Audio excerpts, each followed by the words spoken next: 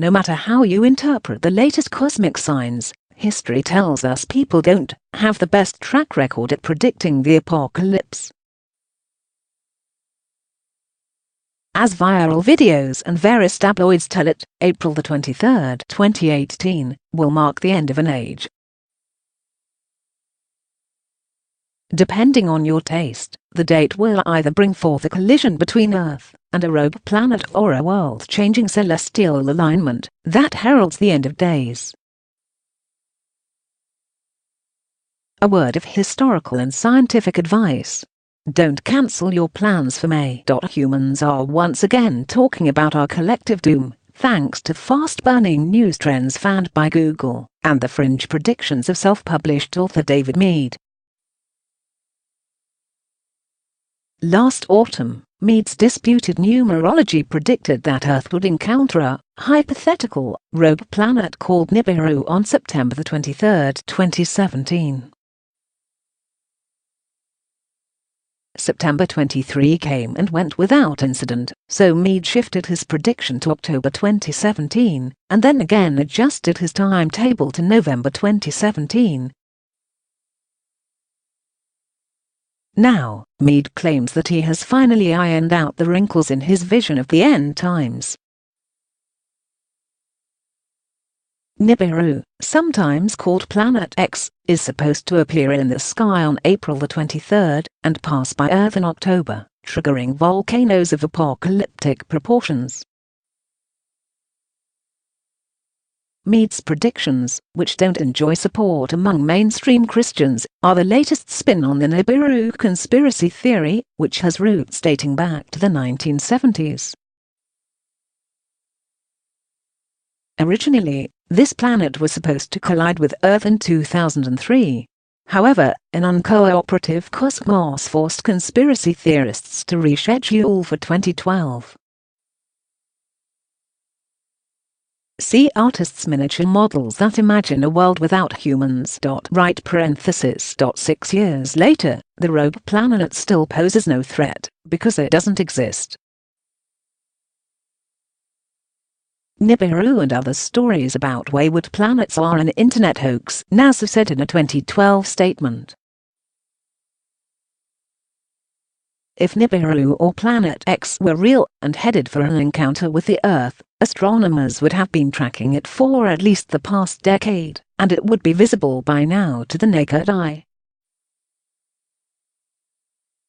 Close quote. The fault in our stars? To support his claims, Meade points to an alignment of several planets, the Sun and Moon, and the constellations Virgo and Leo due to happen in April, which he says will fulfill a prophecy in the Book of Revelations.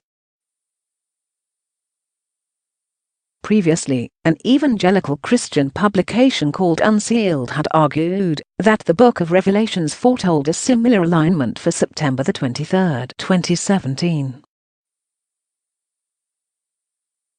The publication claimed that the alignment heralded the era leading up to the rapture, the moment when many Christians believe the devout will vanish from Earth to join Jesus in a new paradise. The cosmic alignments in question do actually happen, but the significance of the astronomy is debatable.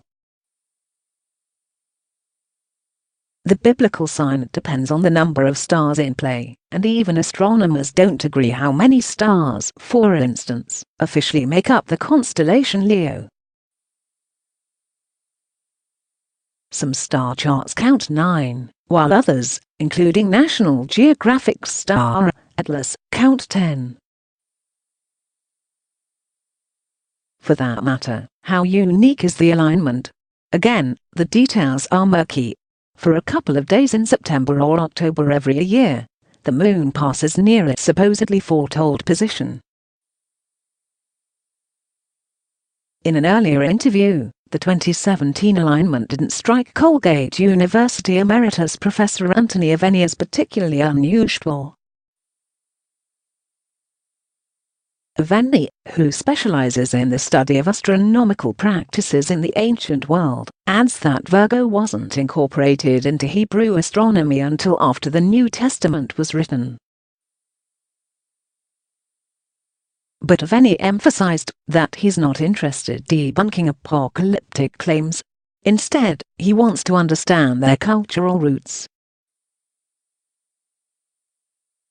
For instance, U.S. religious and cultural traditions are steeped with millenarianism, which focuses on prophecies and apocalypses. According to Aveni, these types of claims also seem to grow out of people getting bored with, and actively resisting, the natural world's penchant for randomness, opting instead for narrative clarity. Everybody wants to know the chemical composition of the burning bush, or where exactly is the Ark of the Covenant. We want the final story, the bottom line, he said in a previous interview. Tomorrow. Ultimately, all efforts to decode the universe for signs of foretold doom come down to interpretation. And for millennia, humans haven't shown an accurate knack for it, as National Geographic reported in 2009. In 65 AD, the Roman philosopher Seneca warned that the planet would burn in a universal fire. While Vesuvius buried Pompeii in lava and ash 14 years later, the end wasn't exactly nigh for the entire planet. Many 17th-century Christian Europeans worried that the world would end in 1666, a year containing the ominous number of the beast, described in the Book of Revelation. The 1910 arrival of Halley's Comet whipped some citizens of Rome into such a frenzy, they stockpiled oxygen tanks, fearful that the comet's tail would poison Earth's atmosphere. Also find out why Newton believed a comet caused Noah's flood. Right parenthesis. On May 5, 2000, the planets Mercury, Venus, Mars, Jupiter, and Saturn aligned in the sky, a conjunction that some authors claimed would bring about earthquakes, volcanoes, and a sudden onslaught of melting ice. It didn't. Since 2008, the Large Hadron Collider has fixated conspiracy theorists with fears that the particle collider would spawn a world-ending black hole.